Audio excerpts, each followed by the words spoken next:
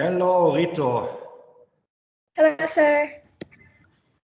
Yeah, it was 2 minutes ago in the meeting, but now I think it's the correct one. Okay. Yeah, wait a couple of minutes when we have more people to join. Okay, sir.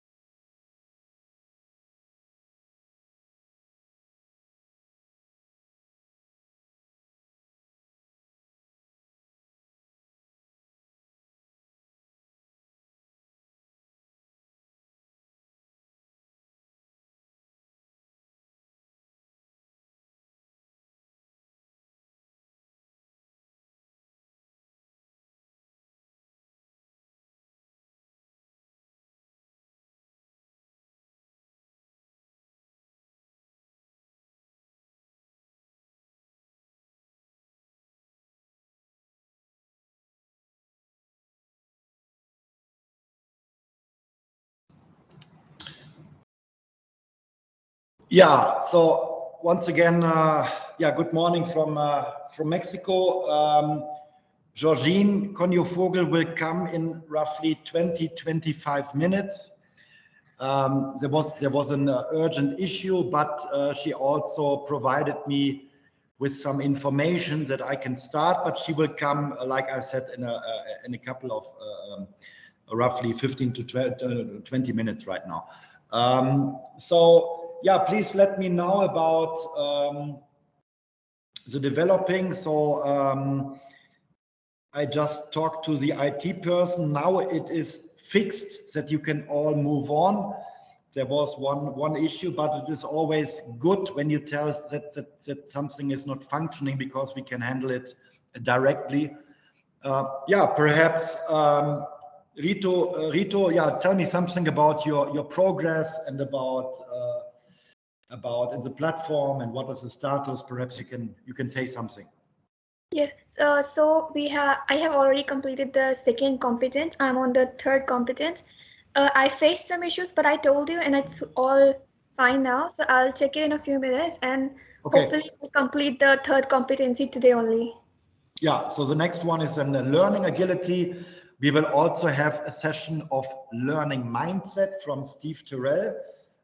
He is US citizen, and he wrote a really good book on how to take or how to learn from experience. No? I think it is in 2 or 3 weeks. So if you would like to join, then it's also, I think, a great contact. He did a lot in global leadership development, and he said we need to include the learning mindset within our leadership journeys or global leadership journeys, and I think it is quite good. Yeah, Ruth. Yes. So what about you? What about your status in the platform? Sir, I'm the same with Ritu. We're in the Okay. same. So you're fixing now, or it is fixed now. No? Perhaps you can check in the meanwhile if you can move on or can do the evaluation. And then we have, I think, Melanie here, no? Yes, hi. So I just finished the second one. I think the only thing that is missing is group work. The group work, okay. And Yeah, you can always check no, how many participants are already there, and hopefully some others will join. But anyhow, you can also write in the WhatsApp group that you are waiting for some people, and perhaps some of them will come. yes, we'll do that. So Yes. I can only move on when I finish the group work, correct? Yes, yes. So this is mandatory that at least 3 people must be in the group. So that I'm. But I think that some of them might join quite soon. No? So I think that here Rito and Ruth, that they said we are always in the same group because then they can faster move on when there are 3 or 4 people. But I hope that the ones from Bahamas also will come, but also here this from Slovenia and from Africa, they are also doing good in the platform. I think that they will join soon. No? So when you are in a group, and then perhaps you direct them to your group work, and then you can also finish. No? I think when you know exactly how it works, then I think you can a little bit more or less speed up. That you do one competence a week, or perhaps even more if it is possible, and then that you are going through the whole material. Okay, yeah. So I would say that I will start a little bit with this GLOBE study.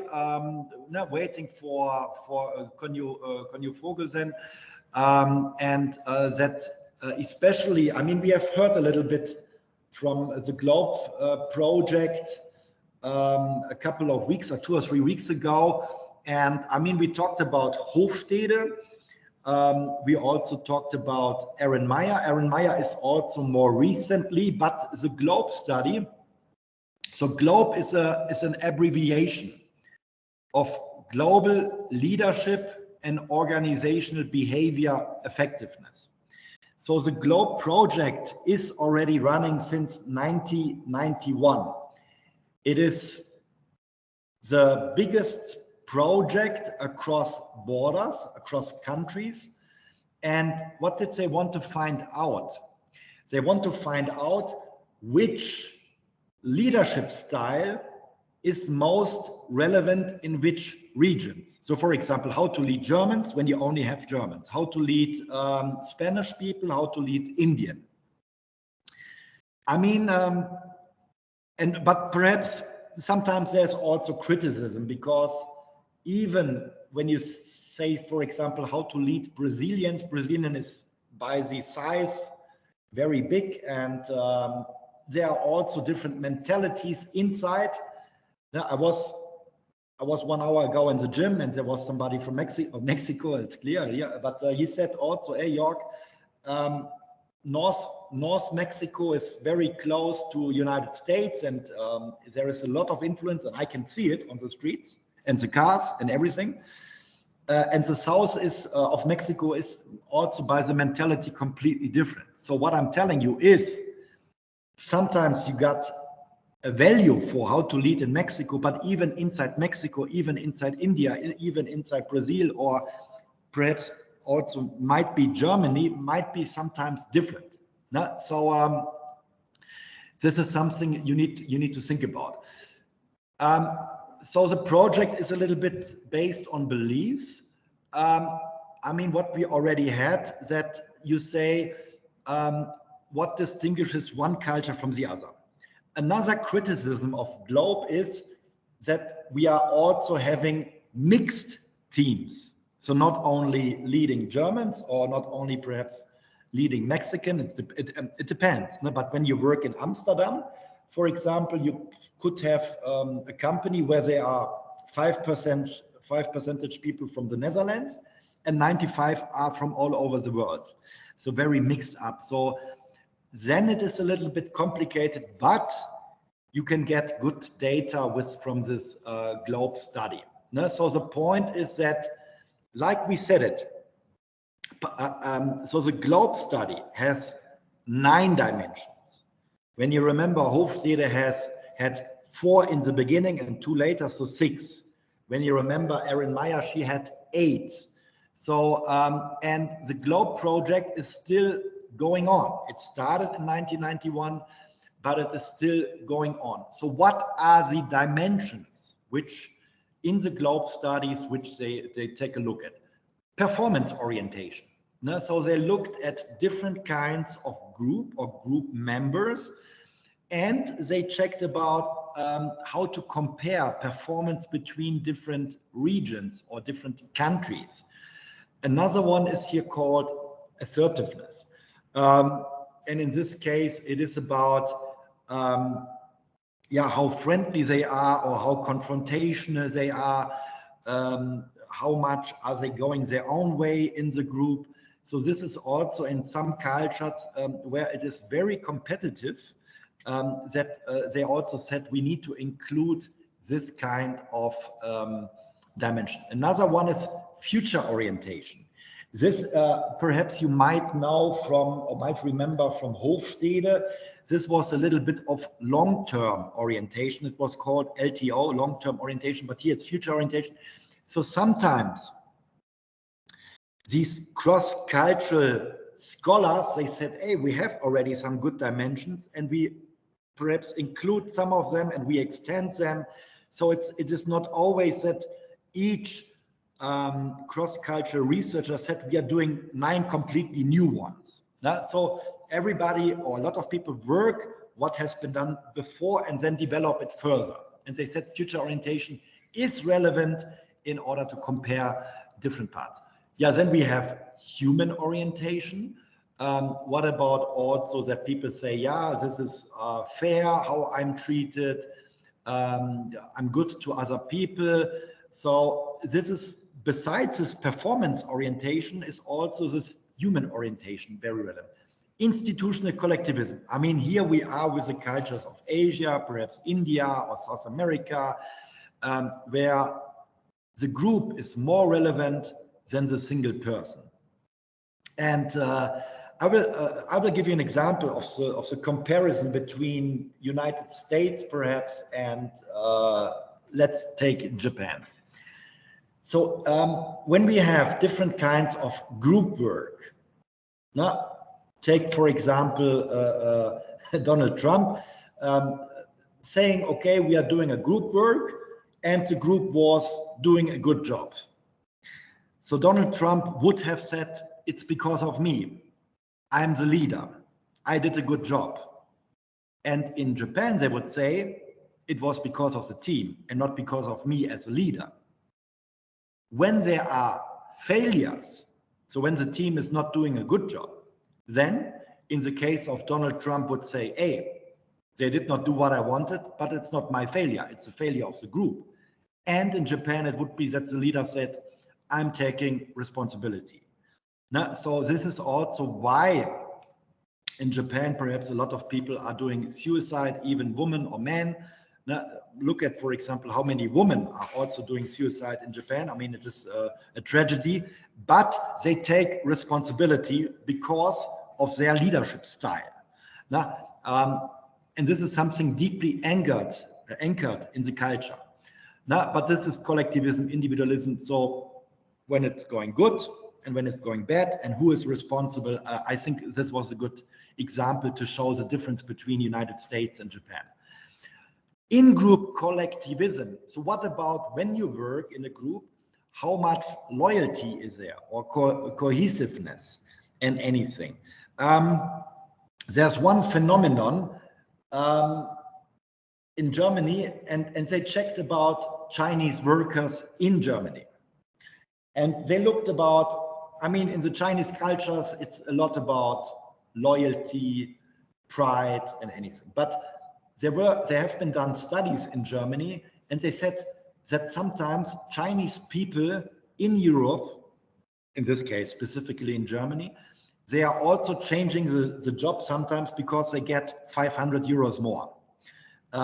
and this is a phenomenon that perhaps in Asian countries, it would be more, okay, we're doing a good job, we are all together, but you can see that when people going into individualistic cultures, that they also change their values because of money driven. So this is a phenomenon. There were a lot of studies done. Why do people choose to leave the company? And one of this incentive is, for example, money, and not so much loyalty anymore, like perhaps in the Asian countries.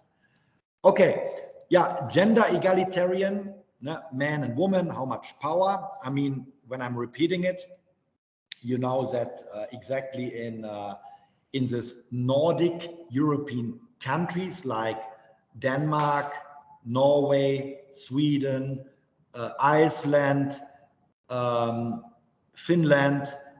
So we have an Estland, Letland. So all of these different, I think Latvia is the English term of Letland, and Estonia, I think it is the correct one. That within this population, there is a high value of women in leadership positions. And even in Sweden, it is that sometimes you can even look up what is your neighbor earning. So there is a new Volvo, and how can somebody afford it? Sometimes it is that you get open informations about salaries about your neighbors.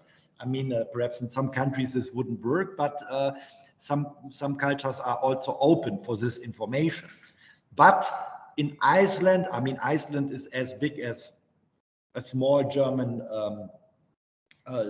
city like Bielefeld. It is 350,000 inhabitants. So they have in the parliament more women than men. I mean, it's a very small, it's a very small country. But I mean, when you look at the presidents in some of these countries, that you also see that that presidents are women.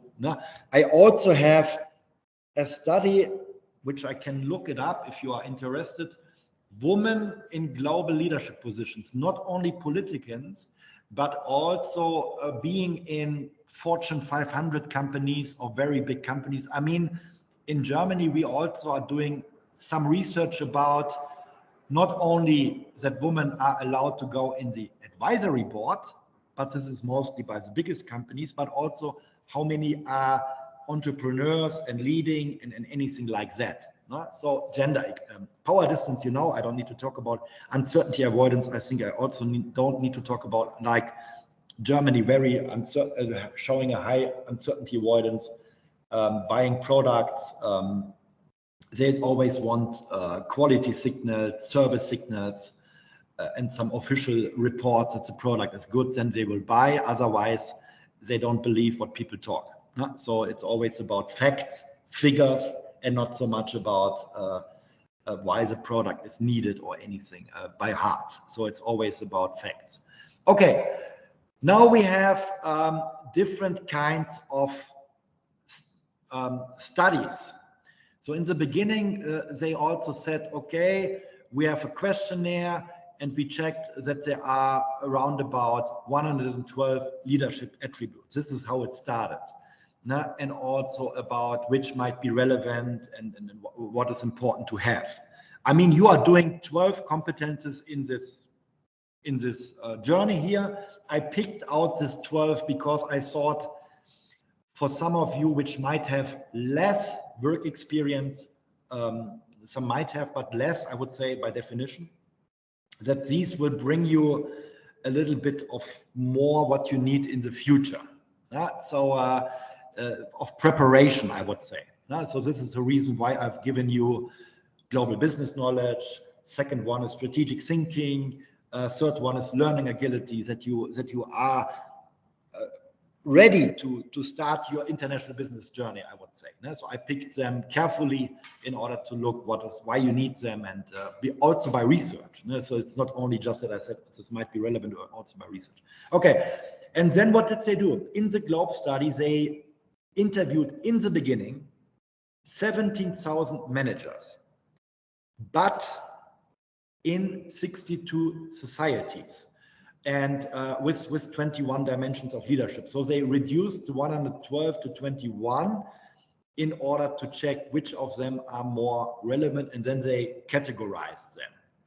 Okay, but what exactly did they want to find out?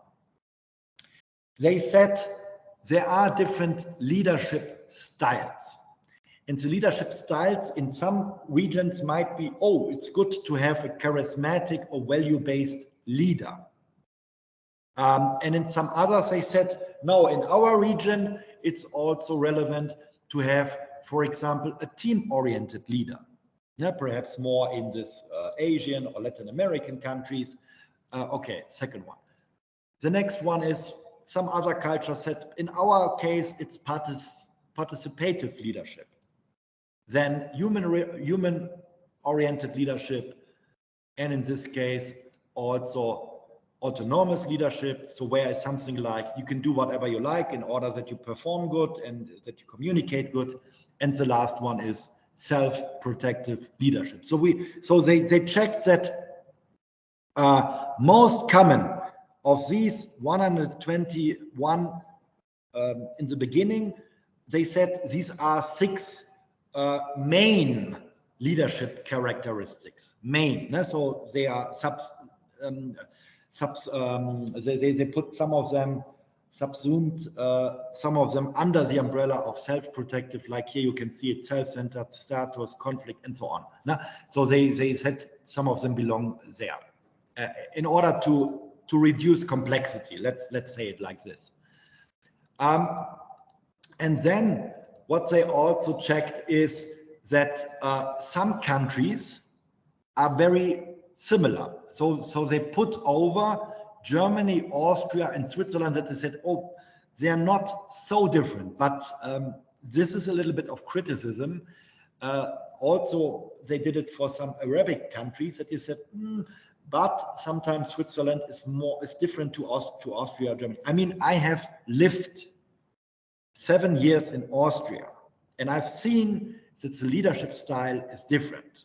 Now, I mean, okay, it was in this university environment, but it was much more participatory. Perhaps in Germany, it's a little bit more top down, not high top down, but it is a little bit more that the boss is the boss, and it depends how you talk with the boss. This is my experience. Perhaps you might have different experiences, but they put some of them together. And they said we have now clusters.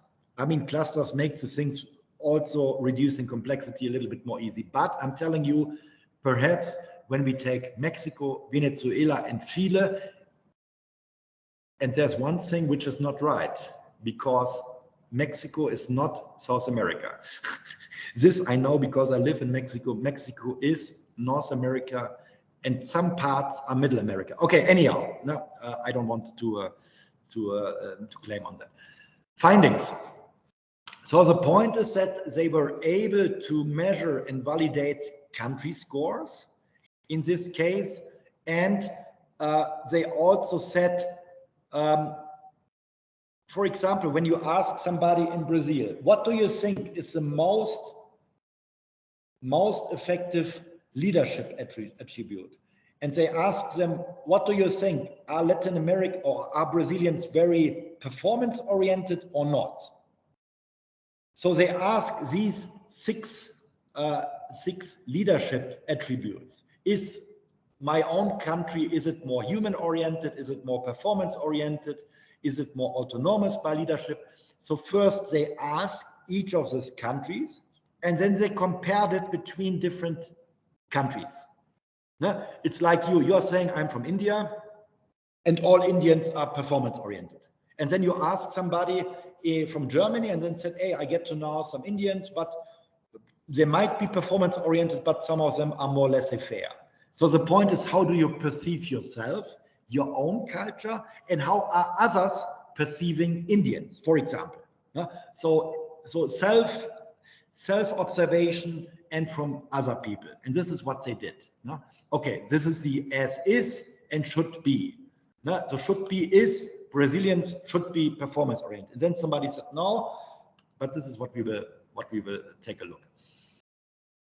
The point is that high performance oriented societies are generally more economically successful and enjoy higher levels of human development than societies with lower performance orientation. Okay, this is something which has been shown by the study, but I think we will get more concrete results. There are some universally desirable cultural dimensions like performance orientation, and there are also some like power distance. Okay, so let's take a look now. Some concrete results of the GLOBE study. So the cultural values of United States is in the beginning freedom, independence, self-reliance, equality, individualism. When we look at some of these values compared to Japan or compared to the Arabic country, we can see that family comes first in the Arabic countries, and in Japan it's more about to belong to others. Please wait a second. Wife is coming here.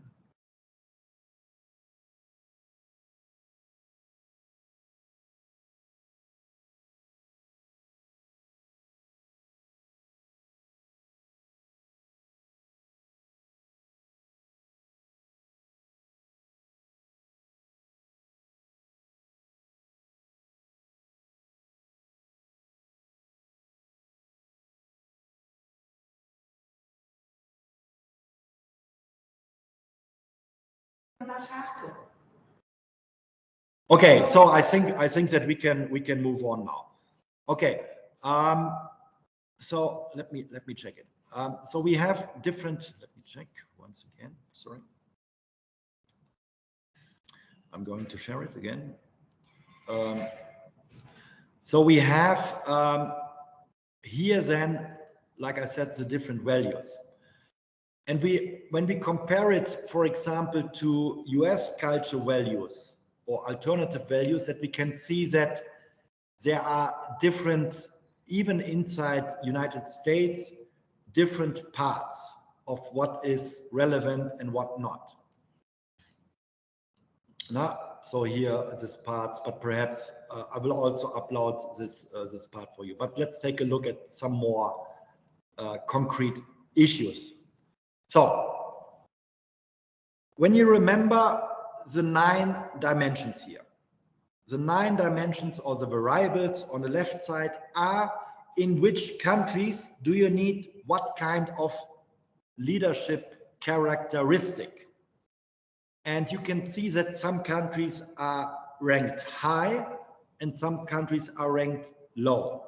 So this does mean that in some of these countries, it is that you must have a leader which brings these personality factors or leadership factors. Because with these factors, they are most efficient in these countries. No? So for example, you send somebody or you have a Spanish person and you send, and you are saying, in Spain, it's very relevant to have somebody with assertiveness. Or in Denmark, future orientation is very relevant for the people. So you work, but you do not only work for today, but also later. I mean, look at, for example, Denmark is also starting to say we have a 5 days week of work. Why are they doing it? Because they want to live longer and they want also to have some spare time, but it's not only to live now, but also to live a longer life, I would say.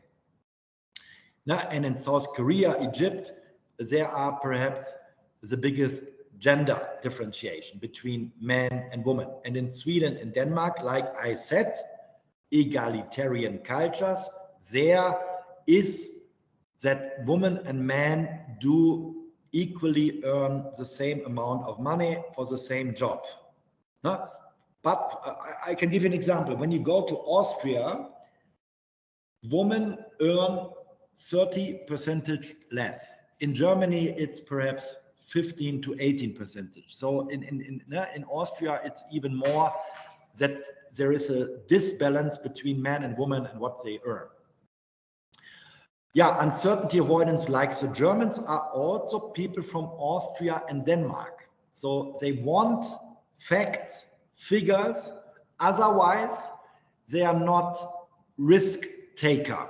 So they are not investing in anything when they don't have not full information, but I would say enough information. Yeah, power distance in Russia and Spain are higher. And here we once again have Denmark and Netherlands. And like I said, in Netherlands, you have a boss, you have a med workers, which means an employee, but it is not by status the same, but they can disagree, they can take part in the decision making and anything like that. No? Okay, so I think you can see that there are massive differences between the perception of man and woman in this gender, of future orientation, and all of the other parts. Okay, now you can see that there is a difference between French culture and US culture, also by their perceptions. So how are French persons perceived by others? I mean, I'm not talking about that you need to learn French in order to speak with French people, so they are not willing so much to speak in English, but you also can see that some parts might be more arrogant, perceived very emotional. So this is how Americans perceive the French, and how do French perceive the Americans?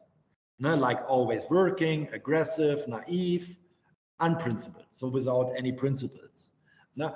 So, and this is something what is relevant. So when you work in a global team, and this is also what we had from Aaron Meyer, this, when you remember this cultural relativity. So how you perceive a different culture. Huh? So I came here to Mexico and they said, hey, Germans are always on time, Germans are straight, Germans follow a clear structure, and they are organized and anything. No? So this is how Mexicans perceive. Perhaps some of you would even say the same from India or not, or you would say, no, Germans might be too arrogant. So, I mean, you must see that each culture perceives differently neighboring or other cultures. No? So perhaps you can tell me something about, because now we can, let me, sorry that I'm still share, I would like to share it with you. But how do people from India perceive French people and Americans?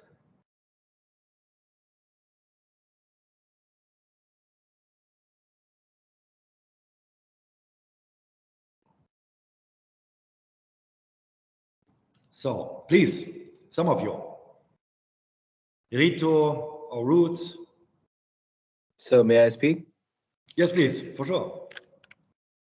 Sir, for the part of Americans, I know that they are, for us, as we compare, they are more outspoken Okay. and they are too direct towards what they want.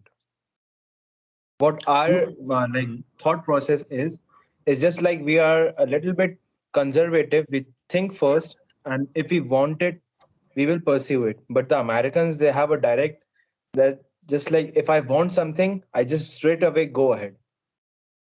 Yeah. That mentality is there, and the rest of the culture can be defined, I can say, by the styling of working.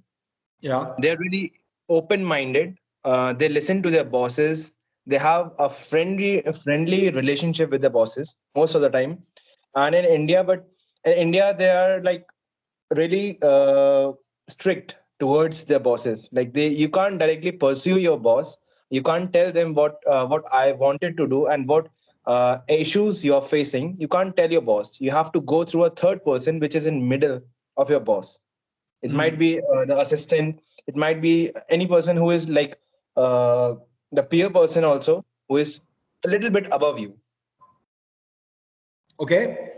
Yeah, what about the others of route? Would you share this, that the Americans are very direct, very perhaps sometimes confrontational? I mean, very business oriented, perhaps also, or is there a different perception to Rito?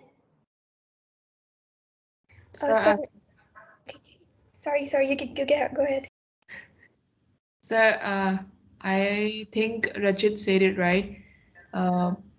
Americans are opinionated, and then they are also very much individualistic. So they want their opinions to be heard, and also they are like autonomous as well. Okay. And also Americans, they are always busy, 24/7. They are. I think most of them are workaholic. So like it is here perceived by the French one. No? The French one said we perceive the Americans as workaholic. So you share this viewpoint from the French people, some of them. But how do you? But perhaps also we can listen to Rito. I think she also wanted to tell something. Yes. So as Ruth and Rajit said, they are both absolutely correct. So Ruth said that like there is the hierarchy in American culture is not that strict, but in India it is very strict. And I think we also perceive Americans as very carefree. Like they don't have that much complex thought process as we Indians have. And and sometimes they're too direct that I guess we Indians might consider them as a bit rude. And the way we respect our elders, it's very different from how they respect their elders. So it kind of may come off as a very rude expression to us. That can be a very big, I guess, cultural differences. That's what all I can say. And now we have a perspective of also Melanie, no, the German citizen, but she lived. How long did you live in the United States? And what is your perception? Because you have an outside-inside perspective, I would say. Yeah, great question. So I have lived in the States for 2 years, where I was also based on a military base. So what I can say from my perspective to the United States, they are super workaholics. They keep working around, and they also don't have really like deep roots, like where their family come from. They are most likely to move every 2 to 3 years. That was interesting to see. And also what I think about the American is they are very friendly. They are direct. But in the end of the day, I don't think they are really like friendly, but it's just how they are. That is like a little bit of fakeness in them. And I can also speak about the French culture. Yes, please. So start with the French. Yeah, okay. Yep. Yeah, I've also done an exchange program in France. And I gotta say, they are kind of arrogant, especially when it comes to speaking in different languages. They wouldn't speak one word of German, even though I knew they knew that they spoke German. It was really hard. At that time, I was 15 years old, so it was kind of strange to see that some cultures are not so into learning a different culture or like learning a different language. So that was really interesting to see. And I love French. I love Paris. I've been there a couple of times, but still, it's something else. Yeah. Yeah. So my perspective of French is the same. I mean, I also have seen a lot of. So because I'm in a newsletter and seeing a lot of jobs worldwide, and this is how I get my job in Mexico. But I also said to my wife, I will never apply in France. I don't like it. I don't know. I mean, I was there also for in the school. I think it was an exchange of only 2 weeks or 3 weeks. I also had some French students. I mean, I have also some French executives in the program in Brazil. But as you said, now to travel there to make holidays, it's good, but I cannot see myself working there because also of this little bit of arrogance. So I also have experienced that, and sometimes not so open-minded. So and this is, I mean, it is a neighboring country, and a very important country. You must see that France and Germany is so close in the European Union. They are leading the European Union. No? Germany and France, they are leading it. No? And I mean, there's Italy, UK went out, but Germany and France are keeping all together. Like now speaking with Putin and about Ukraine. I mean, you must also see that there is a self-interest. Germany and France are making most of their business in Europe. Now, I mean, they are selling products all over the world, Germany, but most is been done inside Europe. And I think the same for France. So they need Europe to keep together because of business interests. No, but anyhow, perhaps let's see what the people from India here, Rito and Ruth and Rachit, tell us about. How is your perception, or did you have contact with French people? I don't know. No, perhaps, but let me know something about it. I didn't have any contact with any experience with French people, but I just think that they really do have very close-minded thinking. They're not that open-minded that I would find with other people, but that's all. I mean, on the other side, you must see that a lot of different countries are also speaking French. No? So the Canada, then the colonies, the ex-colonies, then a lot of countries in Africa. No? So there is a big population of French speaking and also listening, belong in Tunisia. I think some parts of Morocco as well. No? So French is also a world language, and so also very relevant for some people to know. For also perhaps for business, I mean, for business it's English perhaps more relevant. Chinese might be. Perhaps we need to look how it will develop. But yeah, okay. What about the other two from India? So I don't have much idea about French people. Yes, me either. I don't have any connectivity regarding that. Yeah, I mean, it might also be that there are not many French companies in India. I don't know about their influence. But now I can see that we also have Professor Konyo-Vogel here, Georgine, since a while, and I just wanted to ask them about the slides. But perhaps you can take over. Perhaps you can also say your perception. I mean, you are born in Hungary, but living most of your life in the United States. You also have two different viewpoints, perhaps, and perhaps you can also share your experience with France and with India. Yeah, okay, so it's your turn now. Okay, great. So if you leave the, do you want to continue with the PowerPoint? Or no. You can share the PowerPoint, I guess, but you can share what you want. Sure. So let me, hello everybody. My name is Dr. Georgine Konyo-Vogel. It's a Hungarian name. So it's actually Americans don't really know after all these years how to pronounce my name. So that's why I use Georgine to help them out. It's nice to meet you all. So my background is that I'm a professor here at California Southern University, and I teach leadership development, all kinds of business courses, graduate level, executive MBA, and also international business, because that's my main profession. I was trained to be an international trade representative back in Hungary. And I also went to study in England 2 times with the scholarship program in Cambridge. And I was very fortunate because I started learning foreign languages when I was like 10 years old. My father wanted me to learn. And at that time in Hungary, it was compulsory to learn Russian all over in elementary school on. But in addition, I also learned German and English. And so basically, I developed this understanding of cultural differences through learning languages and traveling around. And at an early age, I was able to travel As I mentioned, I went to Germany as a young university student, and also went to England.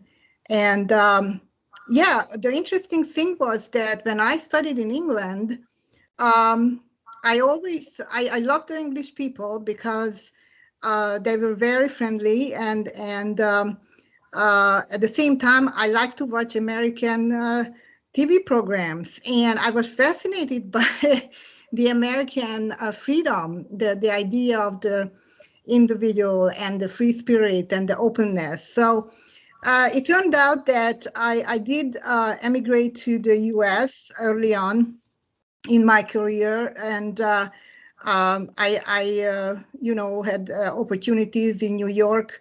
That's where I started initially to work with companies that were global in international trade. And so all my work experience was really related to different countries, and negotiating and marketing and talking to customers and clients. So I do have that perspective of communicating and understanding even nonverbal behavioral differences and the value of human relations. And I was always curious about understanding people. So interestingly, you might have heard that to learn about another culture, you also have to look at their history, because there's so much of their norms and values relate to their historical background. And so, like we were talking about in case of India, and perceptions about different nationalities, and obviously you observe the behavior, but where is that behavior coming from? It's all coming through that socialization, the family, and the schools, institutionalization, the social norms, and Dr. Shubi explained it, gave very good examples. So one interesting thing, when I arrived in New York early on, I loved watching people, just looking at what they were doing. And New York is a very busy city. So, and it's a very multicultural. It's called the gate to the world. And I was fascinated by those differences. Anyway, what I can tell you is that it is obviously challenging to understand different cultural behaviors, and in business, that's important, because so much of what you do in terms of making decisions and reaching out through communication and the interpretation of what you think about working conditions, or how do you you know, put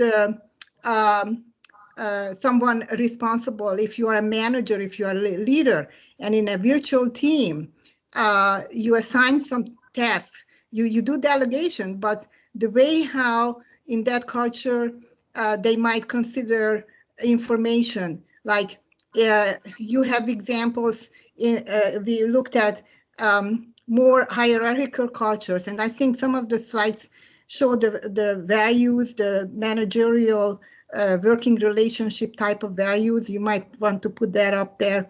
But everything has a meaning. And if the organizational culture is such that there is high hierarchy, so that's like a tall organization versus a flat organization, and what is the expectation of that employee in terms of directions? How much information do they want in order to complete the task? And are they able to make decisions, or are they authorized to make those decisions on their own? Because in some cases, everything has to be approved by the supervisor, but in other cases, maybe they have more leverage.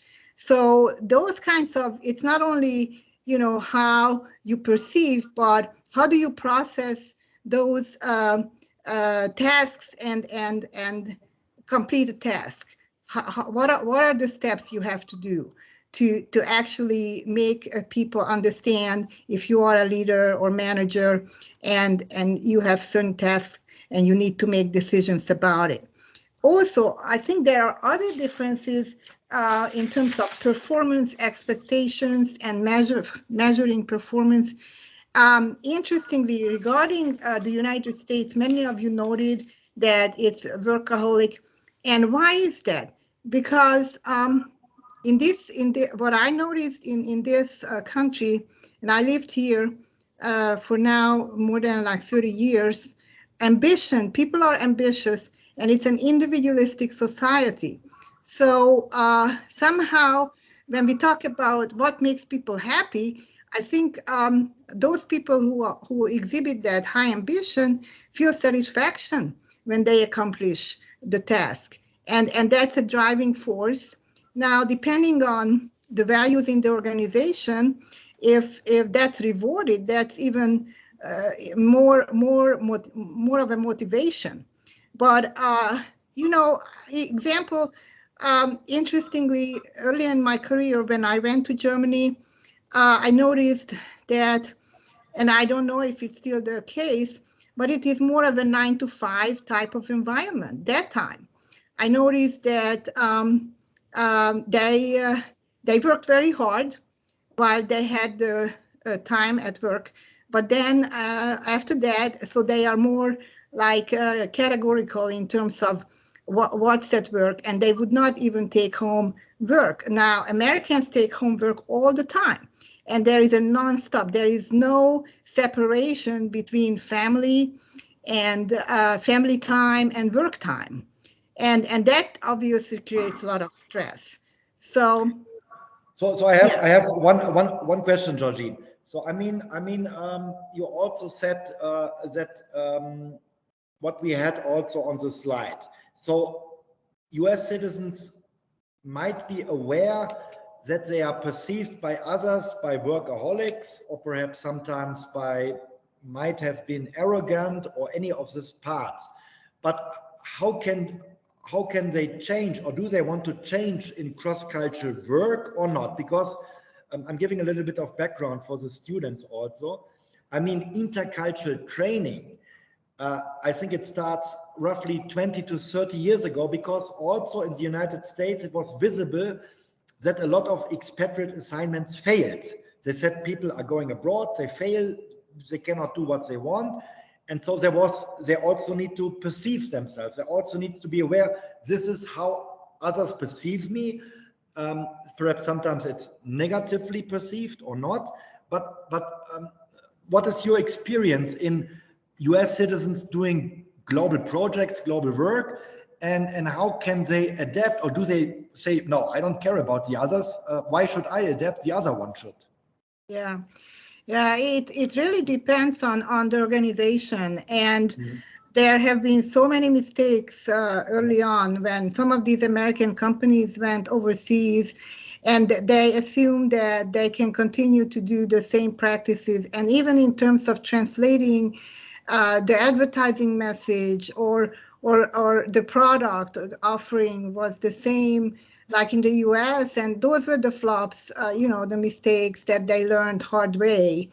So so what really is important to, as you said, to just like with understanding marketing has changed through the time, because everything used to be like internally driven, and the same way with global projects, you have to have external understanding of the environment, what is out there. And so those are the country managers. And even when you talk about multinationals, oftentimes there is a separation of understanding between the host country manager versus the home country manager. And truly those who have a multicultural understanding, those are the global managers who travel, and they often go to not only one region but many regions, and those are the unique individuals. So That's why it's so important. In this course, you teach global mindset. But if you look at the relationship between the background of the leader, if they are exposed to differences in terms of history or culture or travel, through travel, then they have a unique ability they have that characteristic that is a driving force for them to be curious, and they are open-minded. And those are the very important criteria for developing cross-cultural understanding and global mindset. So obviously traveling, and someone mentioned here how Americans are perceived. It is very sad that sometimes when there is an important contract negotiation, it's also important who do you send. And if in that country you have high-level government officials at a certain level, you have to match that. Those were mistakes. Sometimes companies send lower level manager rather than sending, the equal partner, and that actually makes negotiation hard and not as successful. So everything, like even the way how you dress and how you participate in social activities. So in order to make it effective, it's not only like how you understand culture and multicultural aptitude, emotional intelligence, because in America, that's another thing we were talking about here, the meaning making. If Americans are direct, they think that they have to say it. Whatever they think, they have to say it. In other cultures, it's better if you don't say it because then, you can watch other people, and if you understand their nonverbal behavior, you can get understanding through that. And patience. For Americans, it's very important to be silent because they have this tendency to speak up, and sometimes it's considered like immature. So those are the kinds of training programs. Obviously, it's a series of things, all kinds of skills, but it's also an attitude. How do you develop that attitude to be willing to learn and understand a different perspective? I have a concrete question. So perhaps when we go into the data of Globe, where you are also part of it, but what would you say for which countries it's very difficult perhaps to lead in the United States? So I mean, we have different characteristics, different leadership dimensions, the 9 which I have taken from your presentation. But would you say for a person from China to go to United States, it's very difficult to lead now because of the own culture, and it is like taking a 360-degree turnaround. So it is very difficult to adapt there. So is there anything where you said you're sending somebody from Colombia to Singapore, and this is more or less programmed to be a failed because they are so different, the cultures, and the mindsets are not so flexible to send somebody there? But is there something by research where you said, by their own culture and to send somebody there, it is very conflict oriented? Yeah, it is. And so depending on, oftentimes it's the HR department who is in charge of assignments, international assignments. And there are a lot of resources, country guides, for instance, or cultural, websites. And usually they would prepare like a package of information about the host country where they are going to go, what to do, or what are the norms and helpful things. But also through videos and other types of direct feedback from people who actually travel there. So you have to have like an ongoing training, which might require several weeks of preparation. Yes. But make it a little bit concrete. So, for example, when we have now our Indian students and one from Germany, where is it very difficult in these clusters to send somebody because of changing completely the leadership style? Yeah. So that's the preparation before you set up the travel or whatever contact, if it's virtual conferencing or whatever it is, if it's a meeting, FaceTime. Yeah, it takes preparation to identify and make the contacts. And a lot of times it's through networking. And the way how networking is done in the US is different from, let's say, how is it in Japan or in China, because you probably know about the Kwanshi and other in Korea, they have the Kabul system and so forth. So when you have those insiders from those cultures, from those countries, that can make a lot of difference, because then it's more at a personal level how they can give you insight. And also bilingual people who work for the company. So it's important to understand the differences in language, because the way how you like, if let's say you ask who would be sent, so if the person who is in charge to make decisions would not speak the language, then they have to have a translator.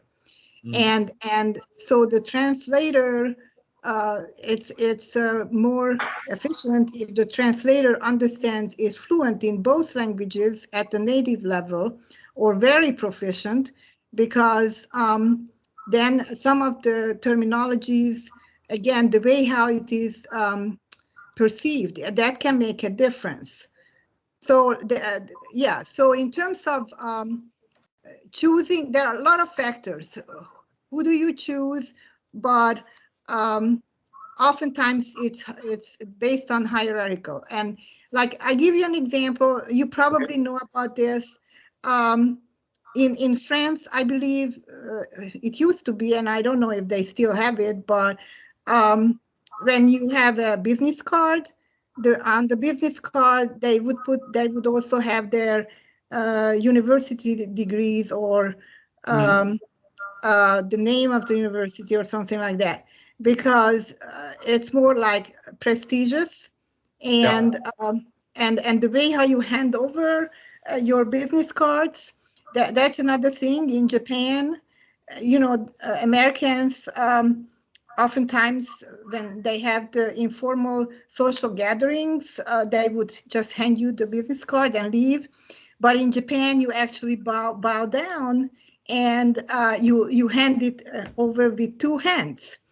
And so that's more of a respectful way of greeting and getting acquainted and taking time to get to know the person on a personal level. So those are the kinds of things that obviously, organizations can do to prepare those who are part of that team. But on a regular basis, when you have virtual teams, even if you don't go to that country, you still have to pay attention to the differences in communication and expectations, because even when you have like a virtual conference, there are certain greetings and certain social norms that you would need to be aware of, so that you don't want to offend, and you want to do the socially appropriate gestures and those kinds of things.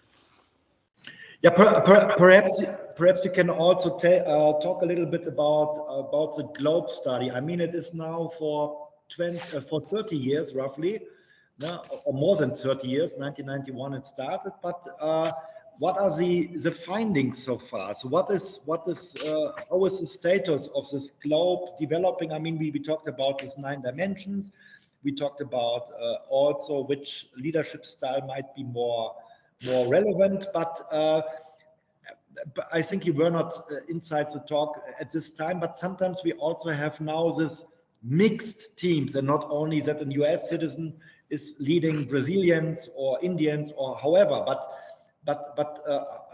how is it changing also the study of this globe? So what is the status right now? So what are they looking at, and then what are the projects? Well, because it has been going on now for quite some time, and every 4 or 5 years they have new information, and culture changes. So those classifications that previously, like Hofstede or other researchers like entrepreneurs, they came up with, if you go back to those countries and revisit those kinds of classifications, that's what they are looking at. They are actually using researchers from those countries who live in those countries, and they are native. And so all the survey items, the questionnaire that they use is adjusted, and so it's and the way how they conduct the survey, it's in their native language to make sure that they have proper understanding and translation and everything. But the most recent one, I believe, is in 3 areas, 3 types of industries, and the findings are now analyzed. But obviously, one of the main conclusion is going to be that there has been so much change in cultural values overall globally that there seems to be a convergence of certain values that are very similar, so they are becoming more like universal. And at the same time, there is also a tendency to, in some countries, to become more like traditional, to hold on to some traditional values. And it really depends on sometimes societal change. And those countries where they have been, like in India, involved for now several decades with foreign companies through telework and those kinds of things. Obviously, those employees now can have different type of values, and that's what they found, that compared to let's say generations ago, how Indian people perceived or had some values, the younger generation also in Japan has changed tremendously. Like in Japan, loyalty to the company was one of the main values, but actually one of the findings now is that most young professionals in Japan actually consider profession more important, and changing jobs in order to gain more experience. And even organizations are changing their reward system, because it used to be like lifetime employment with the company, and now they have different performance reward systems in there. So yeah, some of the, because we have the global virtual environment, and the work values, how work values have changed and are converging. And actually, if you can put it up, I did send you this comparison of the globe that came out in terms of the universally acceptable traits. And so those are the things that, when they asked about what these employees, when they went to do the study, considered as acceptable trait of leaders, of managers, what would they expect? And that's the one-page scan table that I sent you. And some of those universally acceptable traits were like, they expect that the leader would be informed and decisive, and it was across cultures.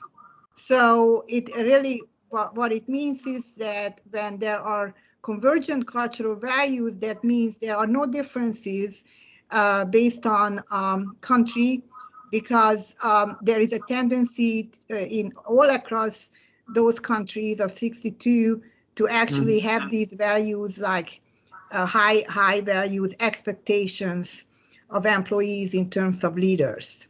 And one of those was to be honest. And actually that relates to cultural value of trust, how you build trust, and how you are perceived by your employees. And I think one of the comments earlier was like, someone thought that even though Americans are friendly, it wasn't perceived like truly authentic, that maybe it's fake, it's not as honest. But that's one of the expectations, actually, that across all cultures, it's important that they expect honest leaders and also administratively skilled and just, to be fair. And again, that shows the humanistic value, how in all societies now, I think there is an importance of appreciating employees more.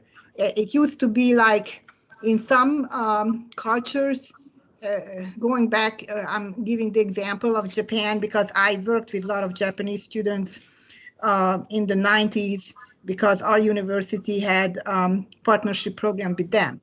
And so, and the type, we discuss often how the typical work environment was, and in terms of like management theory X or theory Y, if you learn about what managers thought of their employees, that can they be trusted, or they have to be like directed to do, because again, managers thought that they cannot be trusted.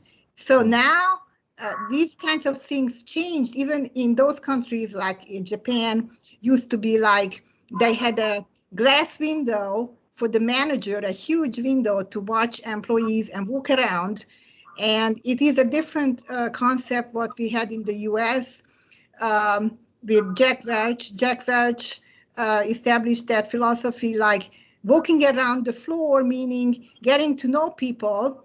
And that's how he built social relationships. And that helped GM to really make that change in their strategy. And he was able to bring back a failing company. But in Japan, the opposite, it was not like getting to know people, it was more like watching over them, monitoring that distrust. So even those kinds of values have changed, and it seems like it's because of the global effect, the fact that even in those countries now, the young people and leaders are able to understand differences. Why is it better to work with people, employees, collaboratively, rather than direct them and have a distrust type of relationship? Like oftentimes those students, actually, I had students who came into my office from Korea. It was Korean student, and he was afraid to actually ask a question. And in the American style, obviously there is an open relationship between the faculty, and so we encourage students to ask questions. And I had to convince him that it's okay to ask a question.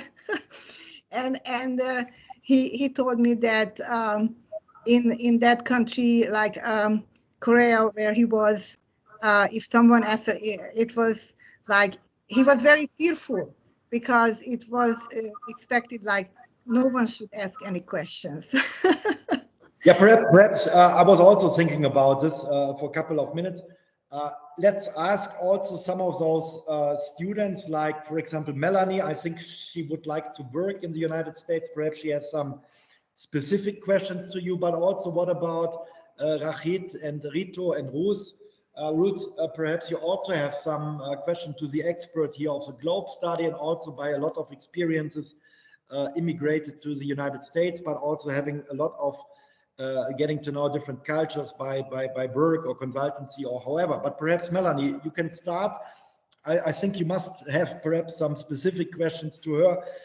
Perhaps Georgine can answer it, and that we have also the other three. I mean, with 4 people, we can perhaps do it quite fast, and that we also finish perhaps in 15 minutes or something like this. Is a whole session for today. Yeah, yes, please, Melanie. All right. Yeah, thank you very much. So what I would like to know is, I've already have experience in the United States, as I already did an internship over there. But now the question is, what are companies especially looking for, especially when you have someone who needs to have someone to sponsor you as a visa, because otherwise you would need to go there on an ESTA, but that's not possible because then that would be against the laws. So what would you advise someone who wants to start a journey in the United States? Yes. Well, Americans continue to be, in terms of expectation when they evaluate future employees, is performance, skills. What skills do you bring, and what can you contribute to the company? So it is a high expectation, but there is now a tendency to appreciate multicultural, diverse views. So if you can highlight that, let's say in the application and your resume when you apply, I would suggest make sure that whatever the organization put out as a job description, those are the things that they are expecting, and those are very specific. And when they are going to evaluate candidates, they will actually look up if that person has those kinds of qualifications or skills or background experience.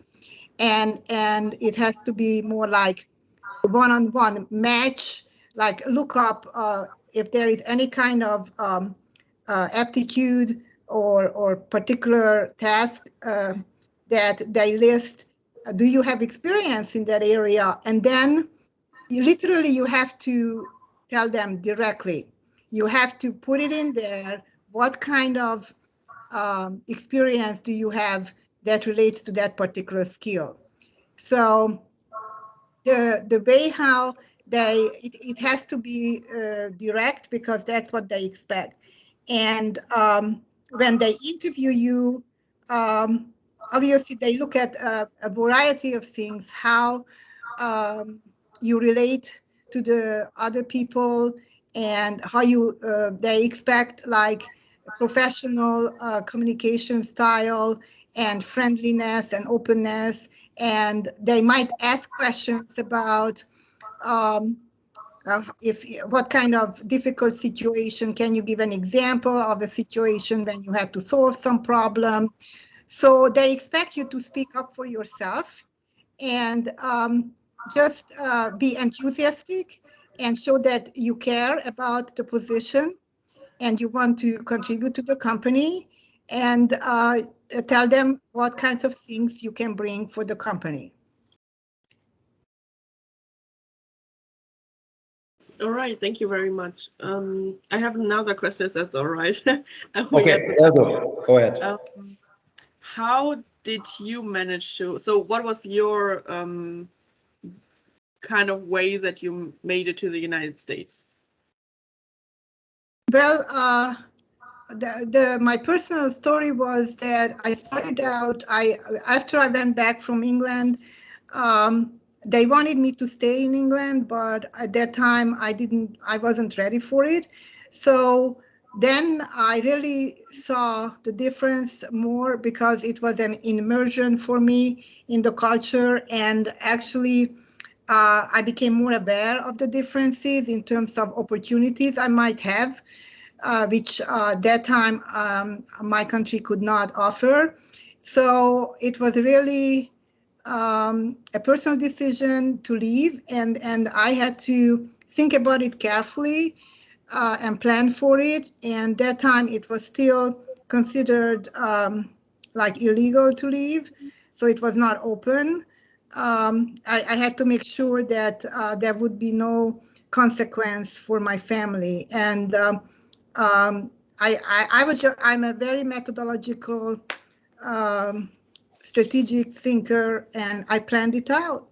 And I knew I needed some support, so I reached out. I have relatives in Canada, and I had a friend who lived in Connecticut through marriage. She was Hungarian, and so initially they helped me, but I was with them only, with my friend only for a week, because I had my perseverance, so I wanted to do it on my own. And after I left my friend, I went to Canada for a month, and then through some contacts, I was able to find sponsors back. So I came back to the U.S. And interestingly, I can tell you a little bit about differences between Canada and U.S. also, because I had opportunity to stay in Canada. And from my perspective, what attracted me to the U.S. was the opportunity. I felt like there is no other place where I would have that much opportunity than in the U.S. And I still believe that because of its diversity, the United States is fantastic in terms of, if you want to accomplish something, you can do that here. It could be difficult, and it was difficult, but eventually, if you work for it, you can accomplish it. All right, thank you very much. Yeah, thank you. So what about Ruth? Do you have a question, Ruth? Yeah. If I'm not mistaken, racism is a bit common in America, if I'm not mistaken. So if a person like Indian of dark skin color, or maybe other person of dark skin color goes to America and face racism or bullying, so what must that person do in that kind of situation? Yeah. Well, my suggestion is to have support network and don't take it personally. Obviously, it depends on the situation, but a lot of times when people maybe offend you, it might not be intentional, and it could be like I'm saying ignorance, or just not knowing enough, but that does not excuse the fact, obviously.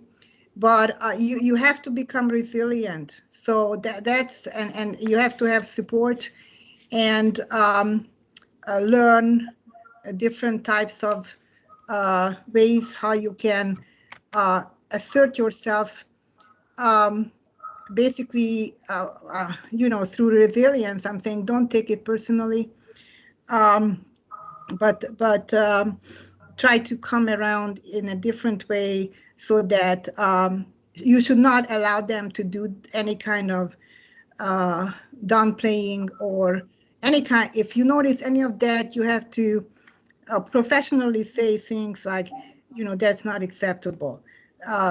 So Georgine, yeah. Georgine, how is it in California? Perhaps where is there more racism?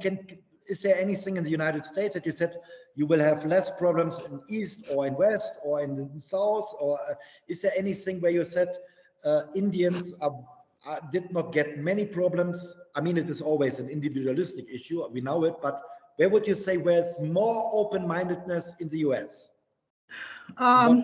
Which areas, which regions or states? Yeah.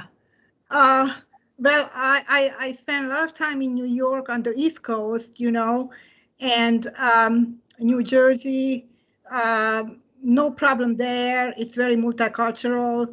Washington, D.C. is fantastic.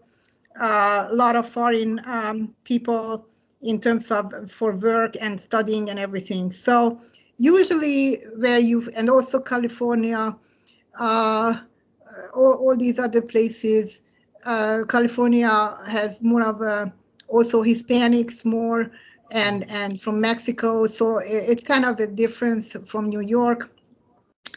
And their work ethics a little bit more relaxed, I guess, because of the weather and other things. And it's not as time sensitive, more laxed.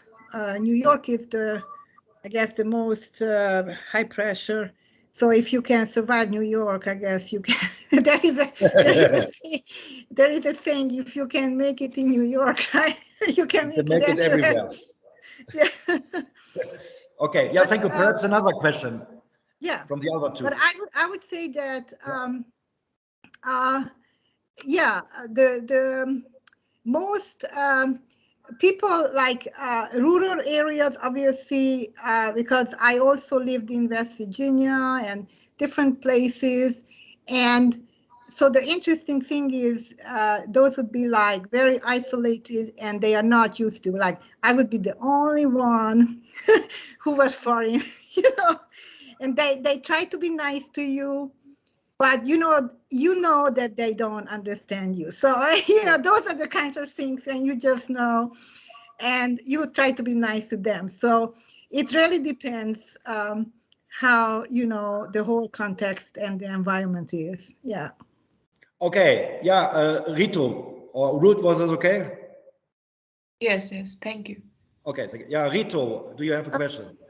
My question is like, if a person wants to go to United States from different culture, then what should be the most important thing that they should be aware of according to your experience? Wow. It really depends on if you are coming from a specific culture and so how to connect with US, perhaps? What are no-goes? What can you not do? Yeah. You cannot be shy.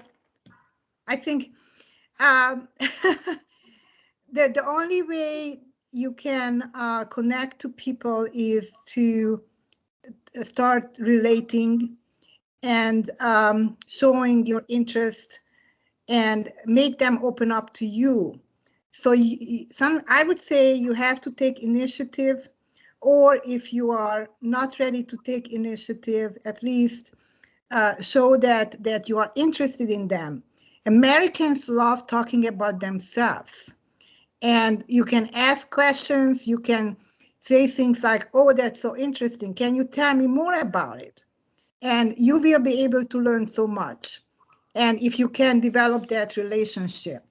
So in terms of what not to do, I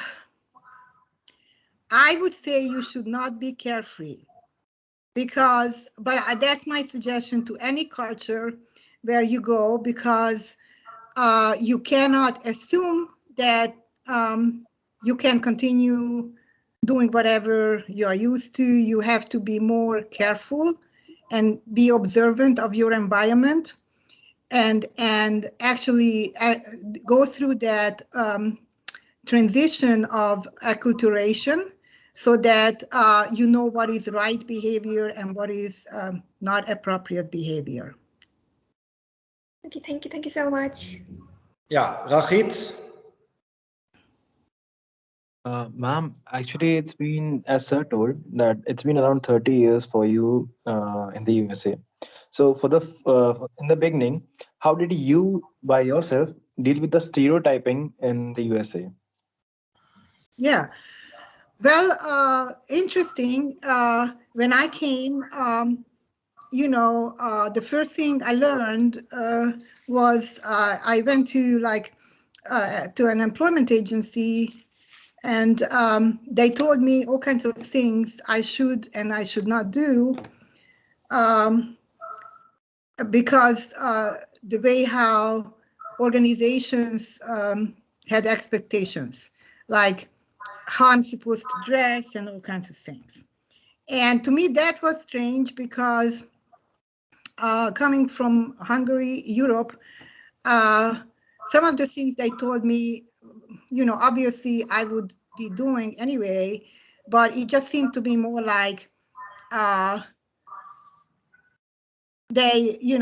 women, the perception of women was like, women are not supposed to do certain things, like they should not wear jewelry, they should not wear high heel in New York, like just low heel and closed shoes and these kinds of things. And so I was a bit surprised, but I thought I just followed it.